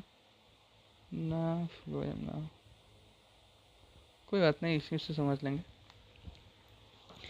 जाइलम रूट के एकदम अंदर अंदर तक रहता है।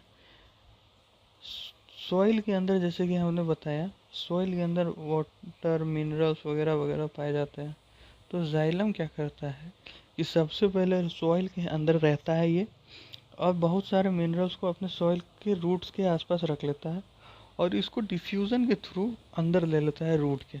अब रूट के अंदर आ चुका है, अब इसको यहाँ से यहाँ तक पहुँचाना है, तो कैसे पहुँचाएगा भाई?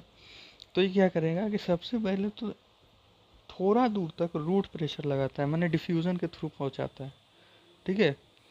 यहाँ तक आने के बाद अब रूट प्रेशर काम नहीं करेगा, क्योंकि अब इसको सीधा ऊपर चढ़ाना है, और प्लांट के पास तो कोई दिल विल है नहीं, कैसे चढ़ाए भाई? तो ये क्या करता है कि एक हेल्प लेता है स्टोमाटा का। स्टोमाटा इन दी रोल बैक, स्टोमाटा का कम बैक हो गया। स्टोमाटा जब पानी उड़ाता है तो ऊपर पानी की कमी हो गई, नीचे पानी की ज़्यादा है, तो पानी हमेशा हाई से लो जाता है, फिजिक्स पापू। तो हाई से लो जब जाएगा, ठीक है, तो हाई से लो जब जाएगा तो हाई नीचे है, लो ऊपर है। तो इस कारण से डायरेक्टली बिना किसी एक्सटर्नल मेथड के जाइलम के थ्रू पानी ऊपर चढ़ जाता है और अलग अलग पार्ट में चला जाता है। पानी उड़ने वाले को ट्रांसपिरेशनल पूल कहते हैं, जो रूट से ऊपर चढ़ाता है उसको रूट प्रेशर बोला जाता है। सिंपल सी बात है, जाइलम का खेल खत्म। फ्लोएम के बारे में कुछ ज़्यादा है नहीं कि फ्लोएम खाना लीफ में बनता है, फ्लोएम ऊपर नीचे दोनों वर्क कर सकता है। एक बात है कि जाइलम को एनर्जी की ज़रूरत नहीं पड़ती, फ्लोएम को एनर्जी की ज़रूरत पड़ती है, बस इतनी बात है और कुछ नहीं है।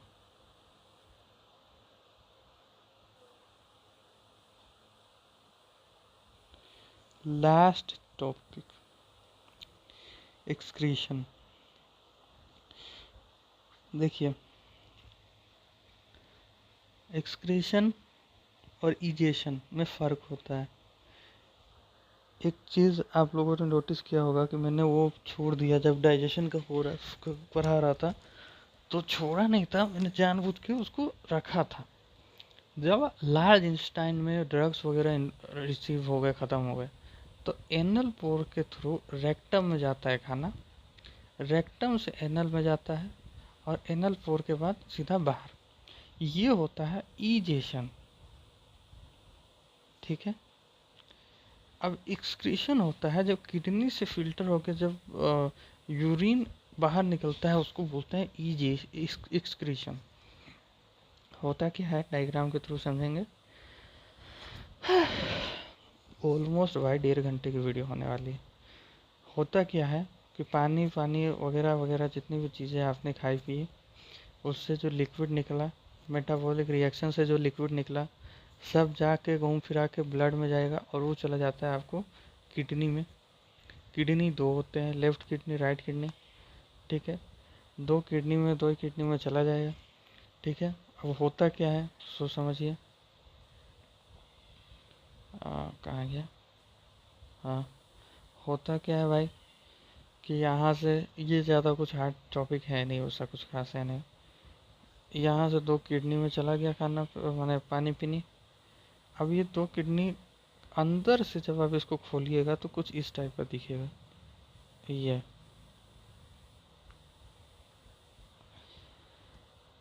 ठीक है। ये लाखों की तादाद में पाया जाता है। होता क्या है कि ब्लड वेसल्स यहाँ पे आते हैं, ठीक है। ये इसको बोलते हैं बोमन्स कैप्सूल। बोमन्स कैप्सूल में क्या होता है ना, बोमन्स कैप्सूल में क्या होता है कि जैसे मैं आपको बना के दिखा देता हूँ, यहाँ पे ऐसे होता है, एल्बुलाई की तरह ही होता है। यहाँ पे गुच्छा बना हो जाता है, गुच्छा बना रहता है, यहाँ पे ब्लड जाते हैं, फिल्टर हो जाते हैं, ठीक है, और उसके बाद बाहर निकल जाते हैं। लेकिन फिर ब्लड को लगता है कि भाई मैंने ज़्यादा कुछ तो छोड़ दिया, मैंने मेटाबॉलिक रिएक्शन में जो नाइट्रोजिनस वेस्ट था वो तो देना था। इन लोग ब्लड थोड़ा बोका है, पानी भी दे देता है, मिनरल्स भी दे देता है, ये सब भी दे देता है, तो सोचता है कि उसको वापस ले लें। तब वो ट्यूबुलर पार्ट ऑफ नेफ्रॉन जो होता है, इसमें ऐसे ऐसे ब्लड घूमते रहता है, और उससे कुछ कुछ रिसीव करते रहता है। ये लास्ट पार्ट होता है ट्यूबुलर का। अब यहाँ से जो रिसीव किया किया, अब यहाँ से ब्लड अलग हो जाएगा, ब्लड अपना निकल गया अलग रास्ते पे, ठीक है। अब इसके बाद क्या है कि उसके बाद ये जो ब्लड नाइट्रोजनस वेस्ट का यूरिन जो बना है, ये बाहर निकल जाएगा, ये कलेक्टिव डक्ट में आ जाएगा, और यहाँ से सारा ये चीज़ बाहर निकल जाएगा।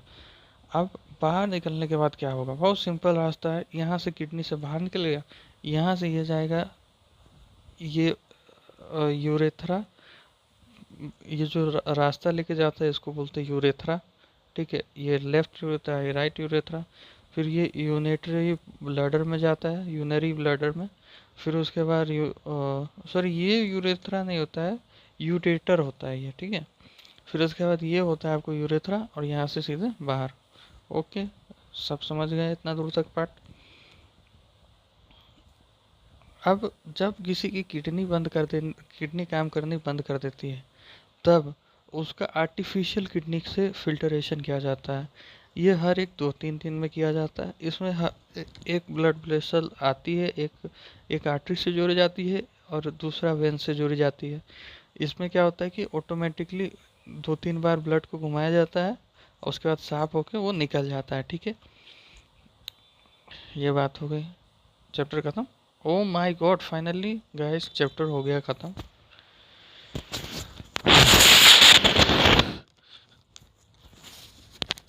क्या बात है भाईजान, बड़ी लंबा चैप्टर है। बायोलॉजी का पहला चैप्टर, काफ़ी लंबा चौड़ा चैप्टर। तो कांग्रेस, आपने और हमने साथ में मिलकर इस चैप्टर को ख़त्म कर दिया है। यह वीडियो मैं बता दूं, ऐसा नहीं कि कोई देख के बोर्ड्स एग्ज़ाम देने जाएगा, रिवीजन करने के लिए या यूटी वगैरह के लिए ठीक है, बाकी बाबू पढ़ लो। एनसीईआरटी की रीडिंग ज़रूर कर ले आप लोग, ठीक है। थंबनेल के लिए मैं एक काम करता हूँ, पहले पेज में आ जाते हैं। भाई यार क्या क्या कांड होते रहते हैं। हो गया ना, अब लिखना नहीं ना है कुछ। हाँ, बायोलॉजी का चैप्टर 1, साइंस का चैप्टर 5 यहीं पे होता है समाप्त। इसमें हम लोगों ने सारे इम्पोर्टेंट पार्ट कवर कर लिए।